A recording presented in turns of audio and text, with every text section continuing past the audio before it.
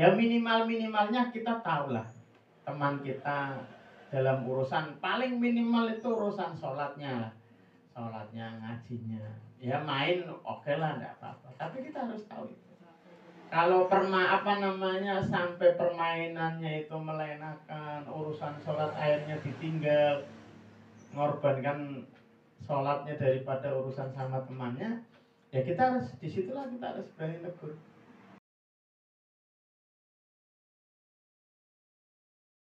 Di konsolnya seperti apa ini, saya ada kisah menarik. Anak saya itu diajak main PS itu. Anak saya itu nggak kenal PS. Diajak temannya dan mainlah PS. Pulang ya ada yang lapor biasa kan. Adiknya kan biasanya begitu ya, karena dia nggak diajak main ya dia lapor sama bapaknya kan gitu. Nah kemudian saya tanya, loh kamu terus pakai uangnya siapa? PS kan bayar. Uangnya temen. Katanya minta sama bapaknya dan izin sama bapaknya main PS enggak apa-apa.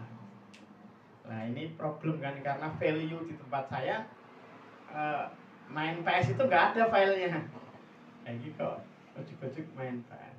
Ya kemudian kita sampaikan, ya kita sampaikan supaya kalaupun diajak lagi ya tidak boleh main PS. Itu uang bayarnya juga uangnya bukan nggak sedikit, ya kita larang.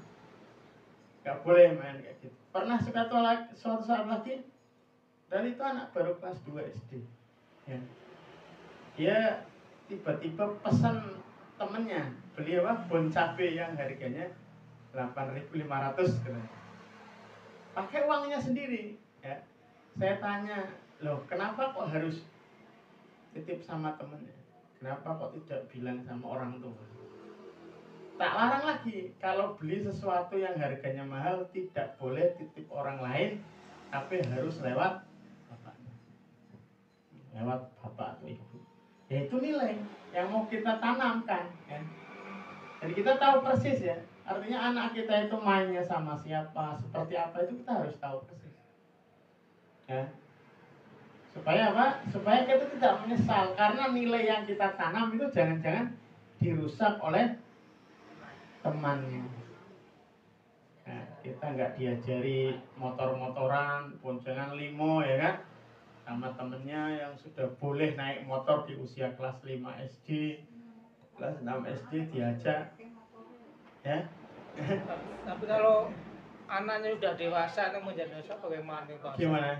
Dewasa kalau sudah kuliah itu bagaimana? Oh iya, tetap kita harus tahu teman-temannya juga tetap. Kuliahnya kan di luar kota Nah, kan ya kita tahu, ya. tadi di awal kita sampaikan, kita harus membangun percaya kepada anaknya.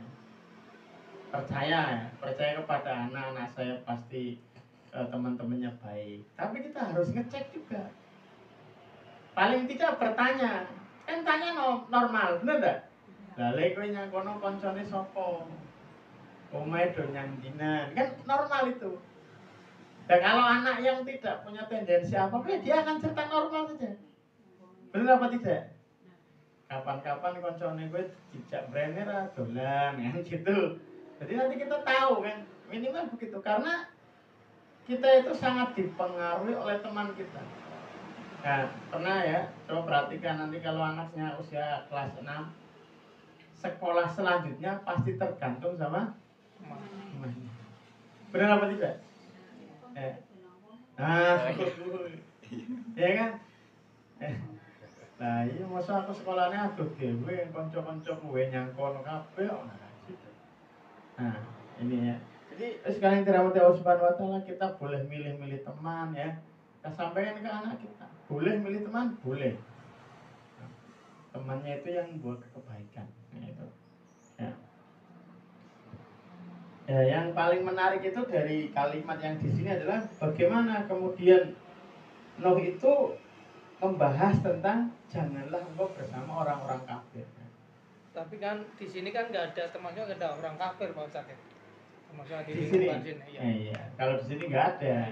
Tapi cara berpikir kafir sudah mulai banyak ini Pak. Ya, orang-orang Muslim ya, yang cara berpikirnya nggak jelas ya, sudah mulai banyak. Ya minimalnya kita tahulah teman kita dalam urusan paling minimal itu urusan sholatnya lah, sholatnya, ngajinya. Ya main oke lah, enggak apa-apa. Tapi kita harus tahu itu. Kalau sampai permainannya itu melenakan, urusan sholat akhirnya ditinggal, ngorbankan sholatnya daripada urusan sama temannya, ya kita harus disitulah kita harus berani negur.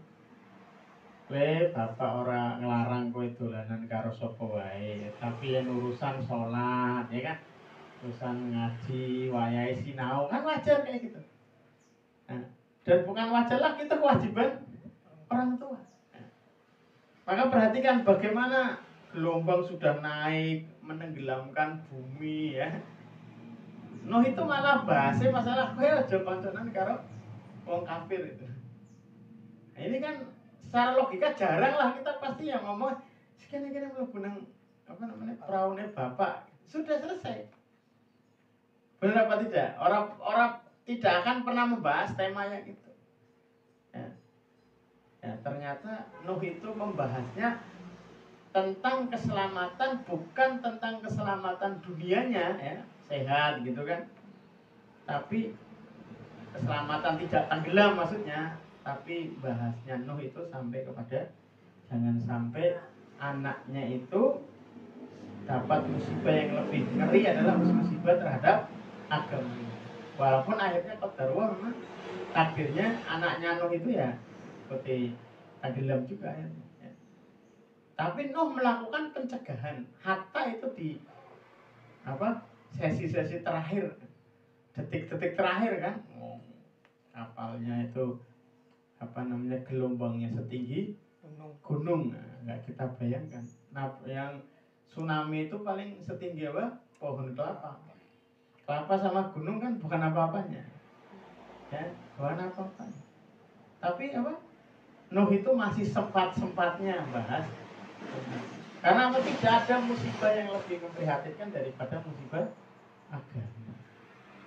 Nah, makanya ada kan orang-orang Islam yang luar biasa didiknya, kemudian di akhir hayatnya malah ikut orang kafir gara-gara pacare, ya kan? Orang tua akhirnya kalah, nggak bisa ngapa-ngapain. Banyak nggak kasusnya?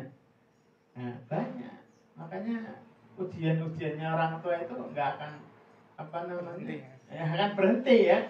Makanya seriuslah mendidik waktu kecil ya. Karena harapan kita ya meminimalkan ujian minimalnya. Khawatirnya kalau ujian kita nggak mampu menghadapinya. Kalau si cilik kan ditoto si rotopena, ditoto, disiapke ditoto.